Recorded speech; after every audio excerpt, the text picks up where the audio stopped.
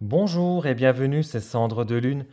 Je suis ravi de vous retrouver dans une nouvelle vidéo pour vous présenter un nouvel oracle.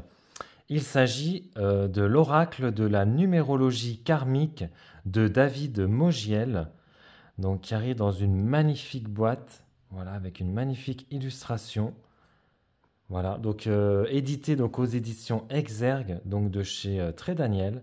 Voilà, donc on a le titre en surbrillance. Voilà, très joli. Alors, on nous dit, fruit de 30 années de pratique, l'oracle de la numérologie karmique vous invite à plonger dans votre univers intérieur pour entreprendre un véritable voyage au cœur de vos racines. Les 45 cartes au design lumineux et moderne seront vos alliés et vous apporteront un éclairage sur les influences transgénérationnelles et les éléments karmiques qui vous aident à avancer ou au contraire vous freinent sur votre chemin de vie.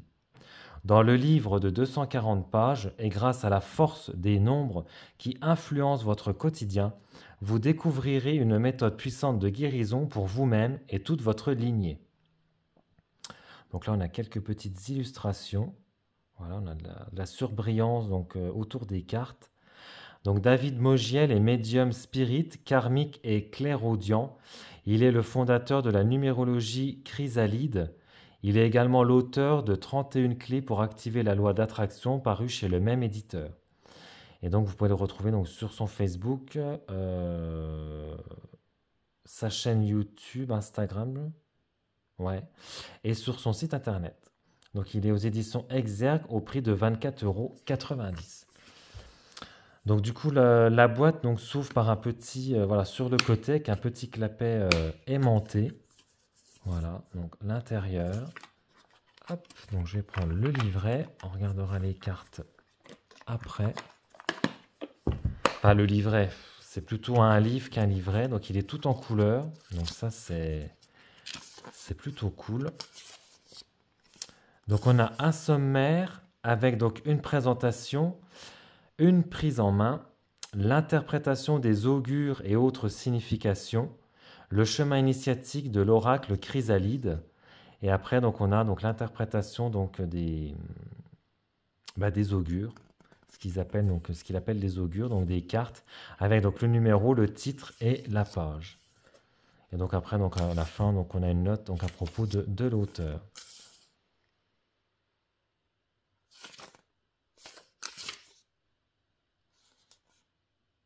Ouais, c'est ça, la numérologie. Ouais, il explique. Je regarde un petit peu au niveau explication.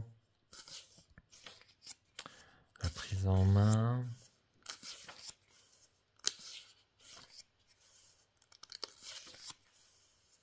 Ouais, c'est vraiment très très très détaillé, quoi. L'interprétation, ouais. Donc l'oracle que vous tenez entre les mains est le fruit de 22 années de réflexion, 22 années durant lesquelles j'ai manipulé des dizaines de tarots et oracles, et chacun d'entre eux a nourri cette réflexion. L'oracle de la numérologie karmique est le résultat d'une recherche approfondie sur l'énergie qui anime l'être humain.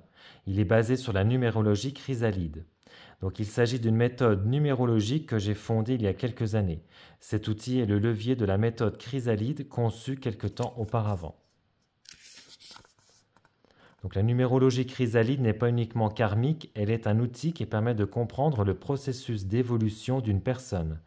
Grâce à mes perceptions, je reçois régulièrement de nouveaux enseignements, tantôt durant ma pratique, tantôt durant mon sommeil. Parmi ceux-ci, il m'a été donné de comprendre le sens des chiffres et des nombres qui gèrent notre vie. Le numéro de notre maison, notre plaque d'immatriculation, notre numéro de téléphone ou de carte de débit. Au quotidien, tous ces chiffres exercent une influence sur nous. Plus tard, il m'a été montré que les correspondances entre les chiffres et les lettres qui nous animent étaient importantes. C'est ainsi que s'est développée la numérologie chrysalide. Aujourd'hui encore, je reçois de nombreux enseignements tant sur leur utilisation énergétique pour la guérison que sur les correspondances avec nos mots, notre corps. En quoi la numérologie chrysalide diffère-t-elle des autres numérologies classiques tibétaines? Donc elle est révolutionnaire puisqu'elle prend en compte les chiffres ignorés par les autres méthodes, comme le zéro, et ne se contente pas de les additionner, elle les soustrait ou les divise afin de trouver toutes les failles et tous les points forts d'un individu. Elle est révolutionnaire car elle prend également en compte l'interprétation du nombre avant sa réduction. Donc là, par exemple, le nombre 31, après réduction de 3 plus 1, nous obtenons 4. La numérologie chrysalide interprétera le 4 ainsi que son nombre originel, le 31. Ainsi, le 4 issu du 31 traduira un besoin de couper avec les influences transgénérationnelles en trouvant le chemin de la libération par l'expression de nos passions et de nos talents. La numérologie chrysalide est fondée sur la compréhension des cycles de vie. Chacun de nous parcourt un chemin de vie divisé en 3 cycles de 30 ans. Donc le premier cycle s'étend entre le jour de la naissance et l'âge de 30 ans. Il permet d'exprimer et de nettoyer les karmas influents. Le deuxième cycle, c'est de 31 à 60 ans, vous amène à travailler les expériences choisies par votre âme. Il s'agit de votre karma gouvernant. Le dernier cycle, de 61 à 90 ans, relève de ce que vous préparez pour votre prochaine incarnation. C'est vraiment très très intéressant. Je ne connaissais pas du tout la numérologie chrysalide. Donc là, pour répondre à la question qui vous brûle les lèvres, ces cycles sont immuables et ne dépendent pas de l'espérance de vie. Une personne qui décède à l'âge de 60 ans n'aura pas l'occasion d'entrer dans son dernier cycle. Son âme choisira de poursuivre le travail lors d'une incarnation future. De la numérologie classique, j'ai conservé les grandes lignes telles que l'étude du chemin de vie ou de l'année personnelle, l'interprétation de base de certains chiffres. J'ai également conservé les cycles numérologiques de 9 ans. Toutefois, la numérologie chrysalide considère ces cycles en 3 tiers, 3 cycles de 3 années. C'est en calculant l'année personnelle que nous découvrirons le cycle dans lequel se trouve une personne. Donc cycle 1 ou cycle inférieur, année personnelle 1, 2, 3. Il invite à travailler sur le rapport à la matière. Le cycle 2 ou cycle médian, année personnelle 4, 5, 6, il invite à travailler sur le rapport à la spiritualité dans la matière. Et le cycle 3 ou cycle supérieur, année personnelle 7, 8, 9, il invite à travailler sur le rapport à la spiritualité intérieure et dans le subtil. C'est vraiment intéressant, ça permet vraiment de faire un travail vraiment de fond. Et donc là, il nous explique voilà, comment calculer le cycle. Moi, je vous laisserai mettre pause parce que sinon, ça va être trop long pour vous lire tout. Donc là, il y a une prise en main. Voilà, le nettoyer, le purifier. Voilà. Les augures pour voir ce qu'ils vous inspirent. Notez quelques mots-clés qui vous semblent pertinents. Au fur et à mesure, vous en ferez votre propre interprétation. À déballer, voilà, donc ce dont vous avez besoin, un oracle, l'encens, un porte-encens, un peu de temps devant vous. Voilà, donc là, il nous explique un peu comment le purifier, le nettoyer. Avantage donc de ce premier nettoyage. Voilà, puis voilà, en fait, il nous donne vraiment ce qu'on a besoin en fait comme matériel. Voilà, une fois que vous l'aurez bien enregistré, vous allez noter sur votre carnet. Donc ouais, c'est vraiment un travail d'introspection et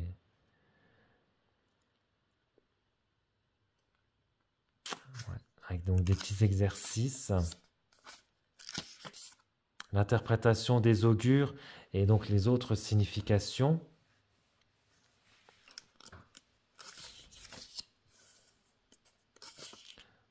C'est vraiment, vraiment très complet quoi. Donc exemple de tirage sur la base donc, de la date de naissance, ça peut être vraiment intéressant. Ça peut être vraiment intéressant à faire. Donc là, il explique vraiment en détail voilà, comment faire ce tirage. Le tirage en croix. Puis donc on a l'image avec les cartes, voilà, comment avec le modèle. Les 3 augures, donc un tirage, donc les 3 augures, donc pour le passé, présent, futur. Alors, le chemin initiatique de l'oracle chrysalide. Donc là, voilà, donc là, on a l'histoire du chemin initiatique de l'oracle. Alors franchement, ouais, ça permet vraiment de faire un travail vraiment très intéressant. Ouais.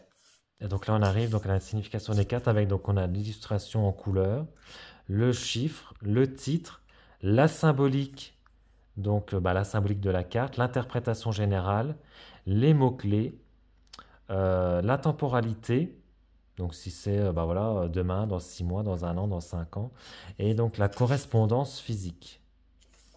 Ah, puis encore, ouais. On a encore les peurs, les blessures.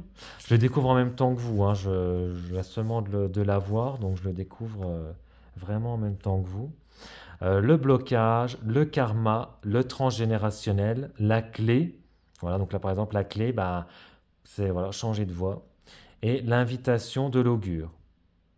Voilà, il suffit parfois d'avancer pour trouver la sortie. Voilà, et après, donc, on a ça donc, pour chacune des cartes. Ah ouais, non, franchement, ouais, très très bien celui-là. Puis après, une note voilà, à propos donc, de l'auteur. Ah ouais, non. Vraiment, ouais, très très très intéressant. Bon, bah écoutez, on va découvrir les cartes ensemble. Bon, l'intérieur, hein, rien de particulier. Le dos des cartes, très joli. J'adore. Carte brillante. Les tranches dorées, brillantes. Et donc voici donc voici donc voilà les illustrations. Donc elles sont brillantes. L'illustration donc en pleine page. Qualité de carte très bonne. Donc là on a donc cercle vicieux. Libération. Les addictions.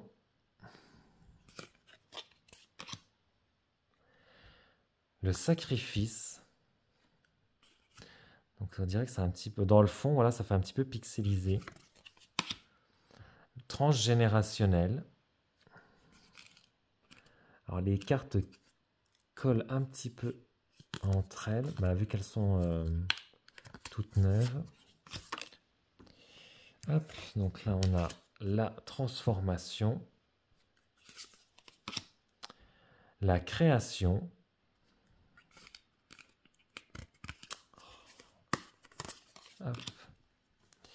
l'introspection. Je vais essayer de les mettre un peu en biais pour que ça fasse pas trop de reflets. Le positionnement,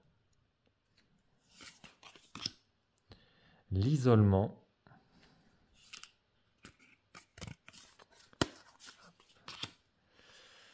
faux semblant, les portails,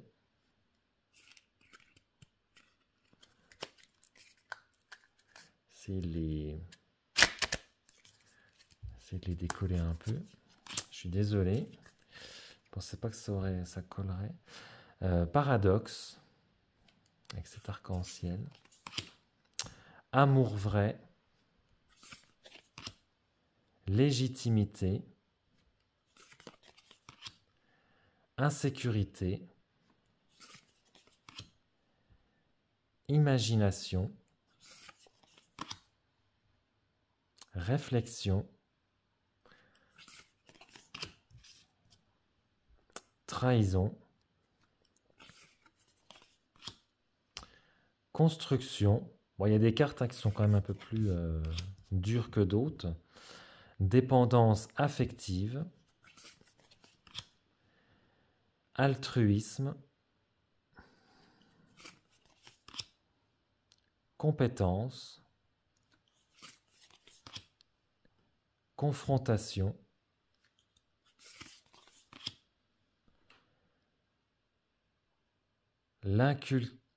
L'inculquer les préceptes. L'être intérieur.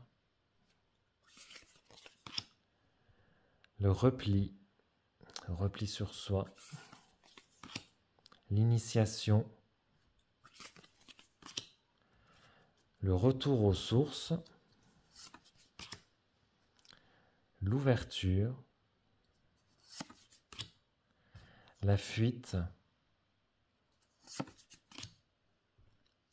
Exister. La métamorphose. Avec ses petits papillons. L'éveil spirituel. Elle est jolie celle-ci. Enfin, elles sont toutes belles, hein. Bah, celle-ci, ouais, la sagesse, hein, bah, ça reprend voilà, l'illustration qu'on retrouve bah, sur la boîte et puis sur le livret. La décision, le choix, faire un choix, se décider. La chance, la réussite, la reliance, l'abandon, les croyances, l'évolution, la connaissance, donc là ça reprend bah, le dos des cartes, l'alignement et la renaissance. Ils sont très très très jolis, très sympas. J'aime beaucoup. Hop. Alors, je vais vous tirer une petite carte. Alors, bon, certes les... Bon, je vais quand même remélanger parce que... Certes les cartes, bah voilà, collent entre elles parce que bah voilà, je pense parce que bah voilà, elles sont neuves. Mais par contre, elles se mélangent hyper bien.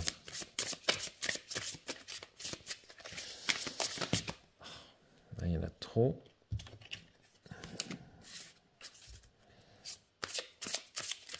Elles se mélangent très très très bien. Ça glisse très bien. Bon, bah, on prend celle-là. Alors, nous avons les compétences. Alors, les compétences. Qu'est-ce que les compétences ont à nous dire? Alors, la symbolique. Un pendule est en suspension sur un deck de tarot et une pierre. Quelques objets du rituel sont présents. Qu'est-ce qui compte vraiment pour vous?